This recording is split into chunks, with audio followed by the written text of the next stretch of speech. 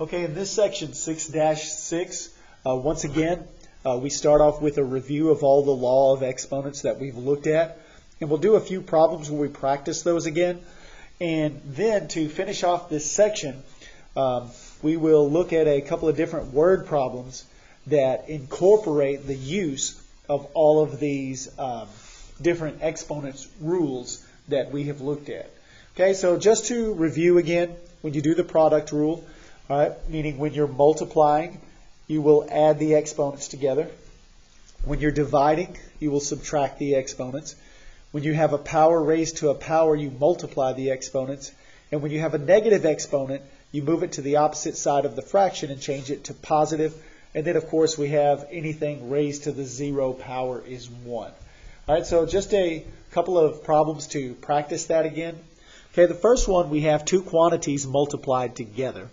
All right, and as we go through and we look through this, okay, what we can do with this first one, this one is really raised to the second power, and the first quantity is raised, we would say, to the first power. There's nothing written there. So I'm going to write the first quantity back, 4r squared s to the negative 3. And then we're going to multiply that times, we're going to go ahead and square this second quantity.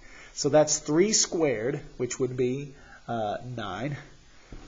And then following the power rule, I have r to the negative 3 times 2, that's negative 6th power. Then I have s to the third, and 3 times 2 is going to be s to the 6th.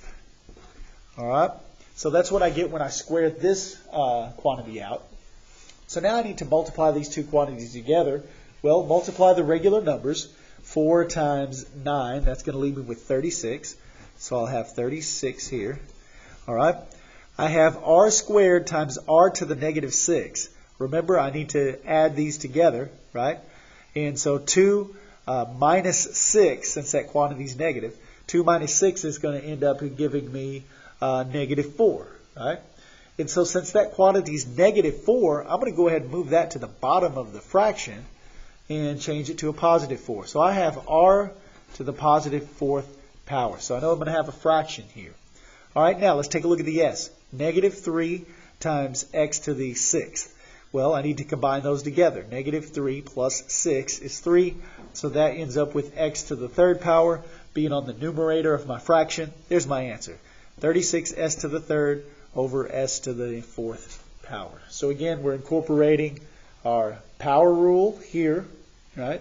We are incorporating our product rules here, and then we're incorporating our negative exponent rule here to bring the r's down. All right. So that's 3 of the 5 laws of exponents that we're using in just one problem. All right. Next one. I have a quantity here squared divided by a quantity here on the bottom. All right. So when I look at this, the first thing that I can do is square the top quantity. 2 squared makes 4. A to the negative 3rd squared, so that's negative 3 times 2, which is a to the negative 6th. So we'll write that in. Then I have negative 1 times 2, which is negative 2, so that's b to the negative 2 power. All right, and on the bottom, there's nothing outside this parentheses, no power that I need to raise this to, so I'm just going to go ahead and write it back. A to the negative 6th, and we have b to the 4th. All right, so now I can take this and simplify it even further, and we can come in and say now when I go to divide these out, right, so I'd have negative 6 or a to the negative 6. Well, we can go ahead and start with 4. So let's go ahead and write in a 4. We'll start with that because there's no other number, regular number to divide it out or cancel with. So we'll start with 4. It's not being raised to any other power. So I have a to the negative 6 over a to the negative 6. Well, if we're using our quotient rule, I need to subtract those two. So I need to go negative 6 minus negative 6, which means I have negative 6 plus 6, which is a to the 0, which we know is 1, that we don't even have to write because 4 times 1 is 1. All right? Or if you just say a to the negative 6 divided by a to the negative 6 just cancels, and we know anything divided by itself is 1. 1 times 4 is 4. So that pretty much just cancels out and is gone. Now, if I have b to the negative second over b to the fourth, I'm going to go negative 2 minus 4, which is going to be negative 6. So if my b has a power of negative 6, I need to move it to the bottom of the fraction and change it to positive. All right, so this answer will be 4 over b to the 6th power. 4 over b to the 6th power, there's my answer. Okay, now the last two that I need to look at, okay, are going to be problems, word problems that we'll need to set up and then solve using these laws of exponents. So let's read through the first one. It says the area of a rectangle is 48 a to the 6th, b to the 7th square yards. Okay? If the length of the rectangle is 8 a to the 4th, b to the 5th yards, which expression represents the width of the rectangle in yards? Okay? Now, I know that this probably doesn't make any sense when we just read through it. Well, the area is 48 a to the 6th, b to the 7th square yards.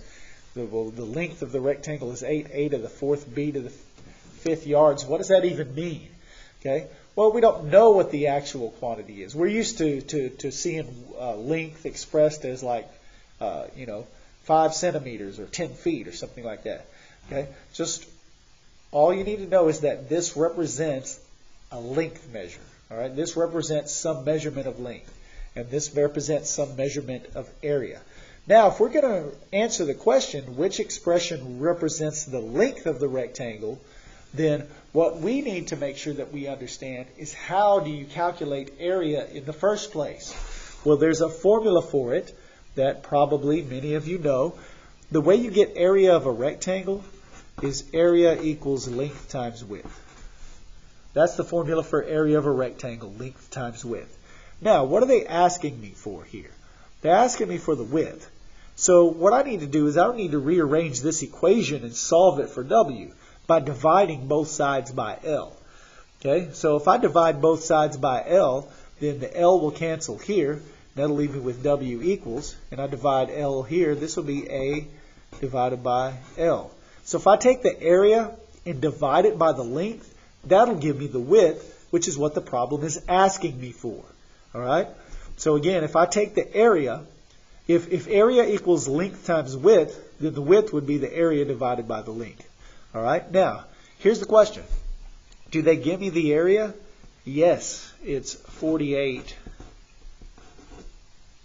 a to the 6th, b to the 7th. Do they give me the length? Yes, the length is 8a to the 4th, b to the 5th. So if I sub this in for a on the top of the fraction and this in for L for the length on the bottom of the fraction, if I divide those out, that would be the answer for the width. So that's what I'm looking for here. So let's see if we can find the width. All right. So the width is actually equal to this expression. So if I simplify this down, then I'll have the answer that they're looking for, the width of the rectangle in yards. All right. So 48 divided by 8. We know that makes 6. We'll start off with that. A to the 6 over a to the 4th, subtract. 6 minus 4 makes 2. A squared. B to the 7th over b to the 5th. 7 minus 5 makes 2. And we have b squared. And that is the expression for the width. Okay. So again, yes, they're giving me the area, the length, and the width expressed in terms of a and b raised to some power. But if we just know, hey, they're asking me for the width, I need to divide the area by the length. This is the area from this sentence. This is the length from this sentence. Dividing these two out using all of the laws of exponents that we've already studied, okay, gives me this simplified expression, which is the expression that represents the width. That is equal to the width. All right? So there you go. So as long as in problems like these, as long as you have the formula that is being dealt with, right? Like area of a rectangle is area equals length times width. And we have the parts to plug in order to find the part that's missing. All right, so that's kind of what we're doing here. Okay, one more that we want to look at, a similar style of problem. This one says a circle has a radius of 5x to the 5th y to the 9th. And the area of the circle can be found using area equals pi r squared. So they're giving us the formula this time. And it says, what is the area of this circle in square centimeters? All right, so notice the formula. All right, the formula is area equals pi r squared. It's always nice to write out the formula that you're working with first and then plug in the parts that they give you. Okay, they're asking me for the area, so they haven't given it to me, so there's nothing really I can plug in for A. Pi is a constant, so I'll just write it back. R is the only other thing that is missing here, and they give me the radius as 5x to the 5th, y to the 9th. So guess what? I'm going to take that and plug it in for R. So in place of R, I'm going to put what the radius is. It's 5x squared y to the 9th. We'll close that off, and then the radius is squared in the formula. So that's what we have here. So if I can simplify this, I will have the area of the circle.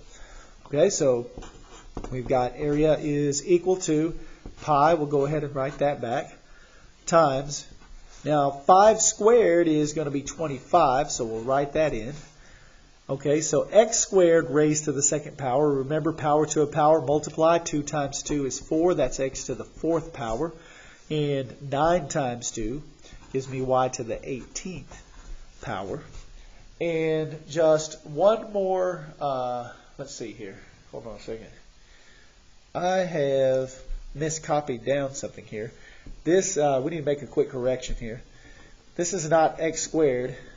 And the problem, this is x to the 5th, so I'm going to change that to a 5, which means now I have to also adjust this. So 5 times 2 now changes that to a 10, not a 4. All right, so had to correct this because I copied down the power wrong. I made that 2 instead of 5, so I changed that back to a 5, and then 5 times 2 will change that to a 10. So make sure you correct that before we move on.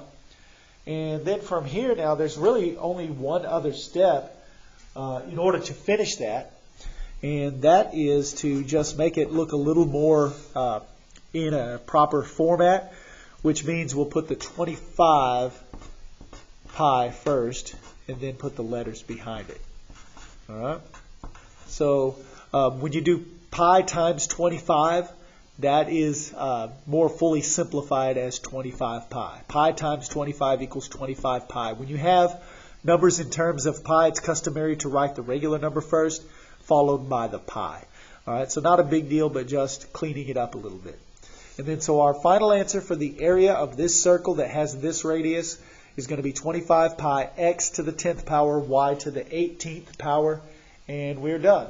So again, on these types of problems, when you get to your quiz, make sure you get the formula you need, plug in the parts that they give you, all right, and then simplify it down to get the expression of whichever piece that they're asking you for, all right? And like in this one, you may have to rearrange the formula first, all right? And with that, your quiz for 6-6 is ready for you now in Canvas.